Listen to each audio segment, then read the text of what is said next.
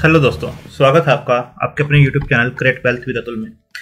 मैं हूं आपका दोस्त अतुल गोयल। आज हम बात करेंगे स्टील सेक्टर से जुड़ी कंपनी जो पेनी स्टॉक है और सेक्टर स्टील से बिलोंग करता है, मेटल सेक्टर से बिलोंग करता है। रिजल्ट्स अनाउंस किए थे इसने, किस टाइप के से रिजल्ट्स इसके आए थे और किस टाइप से ये स्टॉक जो है बिहेव कर रहा है इस टाइम पे, और कितना डाउन जा सकता है और कितना ऊपर जा सकता है उसके ऊपर बात करेंगे। रिस्क रिवार्ड रेशियो कैसा है, क्या सिर्फ ट्रेडिंग पॉइंट ऑफ व्यू से लेना चाहिए, क्या लॉन्ग टर्म के इन्वेस्टर्स को भी इसके बारे में सोचना चाहिए, तो उसके बारे में भी हम बात करेंगे।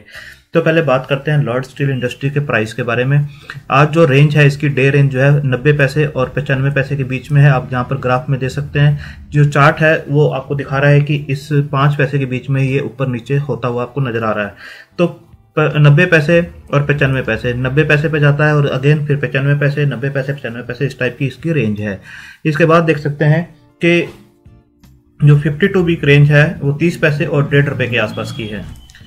अभी भी स्टॉक जो है नीचे के लेवल से 30 पैसे से अगर देखेंगे तो 95 पैसे के आसपास 3 गुना के आसपास काम कर रहा है, और ऊपर के लेवल से नीचे भी आ चुका है। काफी करेक्शन इसके अंदर हो चुकी है। 1.5 के लेवल से देखेंगे तो इसके अंदर करेक्शन भी होती हुई नजर आ रही है। अगर इसके रिजल्ट्स वगैरह को एक बार देखें किस टाइप के रिजल्ट्स हैं उसके ऊपर हम बात करेंगे। उससे पहले शेयर होल्डिंग पैटर्न को देख लेते हैं। तो 46.12 के आसपास की प्रमोटर की होल्डिंग है जो पिछले काफी क्वार्टर से इन्होंने बना रखी है, और सबसे बड़ी बात है कि इसके ऊपर कोई भी शेयर जो है प्लज इन्होंने नहीं कर रखा है, कोई भी शेयर इसके अंदर प्लज नहीं किया हुआ है। तो डीआई की होल्डिंग देखेंगे तो आप देख सकते हैं 0.39 के आसपास है, और पब्लिक की होल्डिंग इसके अंदर जो है 53.5 के आसपास की है। इसके बाद हम देखेंगे कि रिजल्ट्स जो इन्होंने अनाउंस किए थे, रिजल्ट्स जो अनाउंस हुए थे 10 फरवरी को इन्होंने रिजल्ट्स अनाउंस किए थे, क्वार्टरली रिजल्ट्स। तो उसके ऊपर भी एक नजर डालते हैं किस टाइप के रिजल्ट्स इन्होंने अनाउंस किए थे। अगर हम इसके जो है वॉल्यूम्स की बात करें तो 20 दिन का एवरेज वॉल्यूम इसका था तो 16,68,000 के आसपास था। तो अभी जो वॉल्यूम्स आप देखेंगे तो 6,98,000 के आसपास, यानी 7 लाख के आसपास ये काम कर रहा है। तो वॉल्यूम्स इसके अंदर थोड़े से लो होते हुए नजर आ रहे हैं। इसका लॉर्ड स्टील का जो मार्केट कैप है वो 81 करोड़ के आसपास का छोटी कंपनी है। आरओसी देखेंगे 3.4% का है, आरओई देखेंगे 2.26% के आसपास का है। डेट देखेंगे 0.73 करोड़ का है जो कि निग्लिजिबल कह सकते हैं या मैनेजेबल कह सकते हैं उसे, और डेट टू इक्विटी रेशियो जो बनकर आता है 0.01 के आसपास का निकल कर आता है। इसके बाद आप देखेंगे कि जो प्रमोटर की होल्डिंग जैसे मैंने अभी आपको बताया कोई भी प्लज इन्होंने नहीं कर रखी है। इंडस्ट्री पी 14.9 की है, जबकि 50.5 के आसपास जो स्टॉक काम कर रहा है, क्योंकि रिजल्ट्स जैसे जैसे इंप्रूव होंगे, ईपीएस इंप्रूव होगी और पी आपको डाउन आती हुई नजर आएगी। बट आप देखेंगे कि बुक वैल्यू जो है 1.26 के आसपास की है, और ये स्टॉक जो है अभी 90 पैसे के आसपास काम कर रहा है। तो प्राइस टू बुक वैल्यू जो है 0.71 के आसपास निकल कर आती है। तो आप देख सकते हैं 29% के आसपास का डिस्काउंट आपको बुक वैल्यू के ऊपर देखने को मिल रहा है। डिविडेंड यील्ड जो है आपको 0 दिखेगी क्योंकि डिविडेंड ये पे नहीं करते हैं। फेस वैल्यू जो है इसकी 1 के आसपास की है। इसके बाद आप देखेंगे कि जो स्टॉक है 200 डीएमए से ऊपर ही बना हुआ है, और इसके ऊपर ही सपोर्ट लेता हुआ आपको नजर भी आ रहा है, जो कि 0.8 के आसपास का 200 डीएमए है, और उसके ऊपर ये सपोर्ट लेता हुआ नजर आ रहा है। यहाँ पर भी आप देखेंगे 200 डीएमए के आसपास इसने काम किया, उसके बाद एक सडन स्पाइक इसके अंदर देखने को मिला था। यहाँ पर अगर आप देखें कि जो दिसंबर क्वार्टर के जो रिजल्ट दिए थे इन्होंने, तो 39.49 के आसपास की सेल्स थी, जो कि आप देख सकते हैं पिछले कुछ क्वार्टर से इंप्रूव होती हुई नजर आ रही है। 24 थी और लॉकडाउन के आसपास 9 करोड़ के आसपास पहुंच गई थी, 9.99, उसका 16 हुई, अब 39 के आसपास हो रही है। जैसे जैसे लॉकडाउन एक्टिविटीज खुलेंगी, कंस्ट्रक्शन एक्टिविटीज आगे बढ़ेंगी, तो ये भी जो है स्टॉक की जो रेवेन्यूज है अगेन आपको बढ़ते हुए नजर आ सकते हैं। बट एक्सपेंसेस देखेंगे तो जितनी सेल्स होती है उसके एवज में ही इनके एक्सपेंसेस भी आपको नजर आते हैं। 39.71 के आसपास यहाँ पर नजर आए, 16.99 के आसपास आपको यहाँ पर नजर आ रहे हैं। तो यहाँ पर एक्सपेंसेस जैसे ही थोड़े से ज्यादा जाते हैं तो ये जो ऑपरेटिंग प्रॉफिट्स हैं वो माइनस में आने स्टार्ट हो जाते हैं।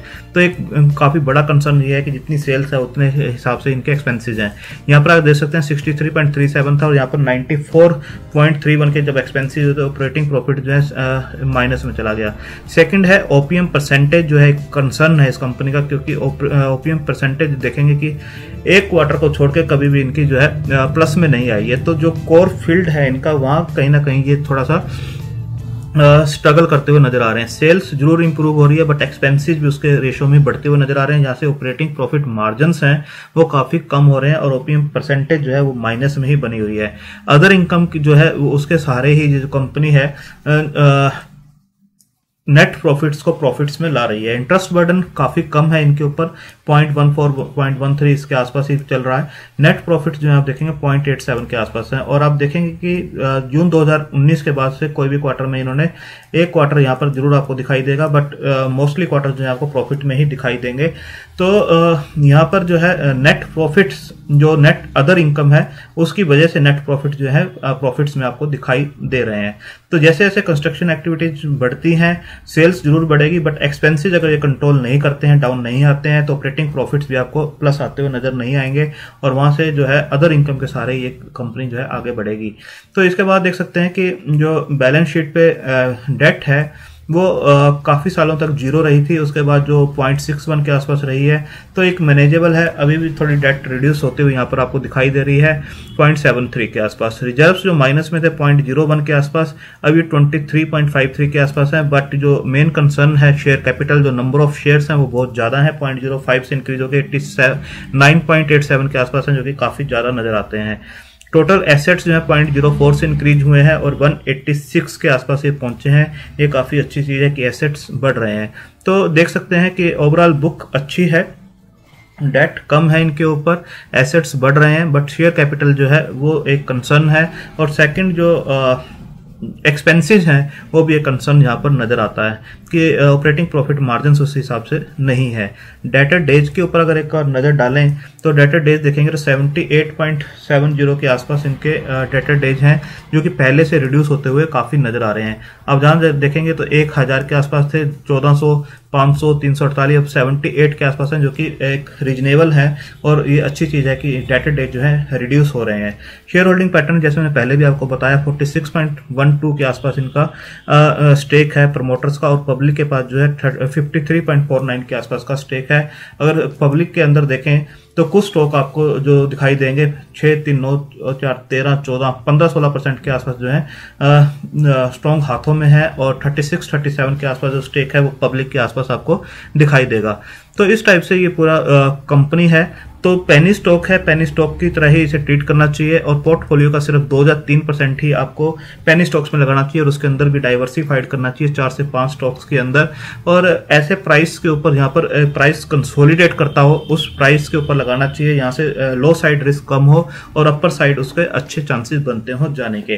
तो अब यहाँ पर देखेंगे, अगर हम देखें तो एक रेंज के अंदर, ये वीकली चार्ट है, जीरोधा पे मैंने वीकली चार्ट लगा रखा है, तो आप देख सकते हैं इस टाइप से ये स्टॉक जो है काम करता हुआ आपको नजर आ रहा है। यहाँ पर एक रेजिस्टेंस जरूर फेस किया, उसके बाद नीचे गया, अगेन इस लेवल तक स्टॉक आया, तो एक ट्रेंड लाइन अगर ड्रॉ करें तो आपको इस टाइप से ट्रेंड लाइन दिखाई देगी वीकली चार्ट के ऊपर। तो यहाँ पर एक जो है स्टॉक रेजिस्टेंस फेस करता हुआ आपको इस लेवल के ऊपर नजर आ रहा है।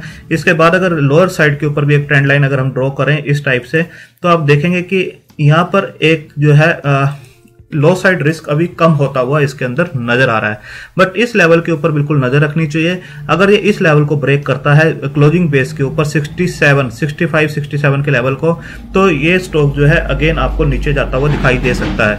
अगर हम यहाँ पर एक और ट्रेंड लाइन अगर ड्रॉ करें तो आप देख सकते हैं यहाँ पर इस टाइप से आपको ये चीज नजर आएगी। तो यहाँ पर आप देखेंगे कि जब इस लेवल के नीचे ये स्टॉक गया था तो यहाँ पर काफी स्ट्रगल हुआ था और काफी लंबा टाइम इसने यहाँ पर निकाला है, और यहाँ से जब स्टॉक ऊपर आया इस लाइन के ऊपर तो काफी अच्छा मोमेंटम इसने यहाँ से देते हुए नजर आया। 65 से ऑलमोस्ट जो स्टॉक था, आप देख सकते हैं 1 रुपये 35 पैसे तक ये स्टॉक गया था, यानी डबल हुआ था।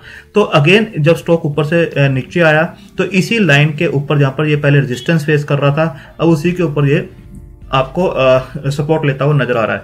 अगर कहीं पर भी इस लेवल को ये ब्रेक करता है, जो कि ये लेवल बनता है पहली ट्रेंड लाइन जो बनती है वीकली बेस के ऊपर, तो 0.75 का लेवल बनता है, और 0.75 को अगर ये ब्रेक करता है तो यहाँ पर ये सपोर्ट लेता हुआ नजर आएगा। तो 0.65, जो 0.65 है काफी सेफ एक जोन होगा, यहाँ पर इसे अकोमुलेट किया जा सकता है। 0.65 के आसपास अगर मिलता है तो बिल्कुल लेना चाहिए, ताकि डाउन साइड रिस्क कम हो, और एक स्ट्रॉन्ग सपोर्ट के पास, एक बाइंग जोन के आसपास आप इसे खरीद रहे हैं तो बिल्कुल आपको ये अगेन इस लेवल तक जाता हुआ नजर आ सकता है।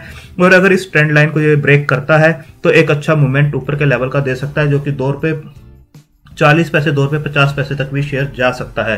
फंडामेंटल बेस पे अभी मैं कुछ नहीं कह रहा हूँ इसमें, क्योंकि फंडामेंटल अभी इतने स्ट्रॉन्ग नहीं है इस कंपनी के।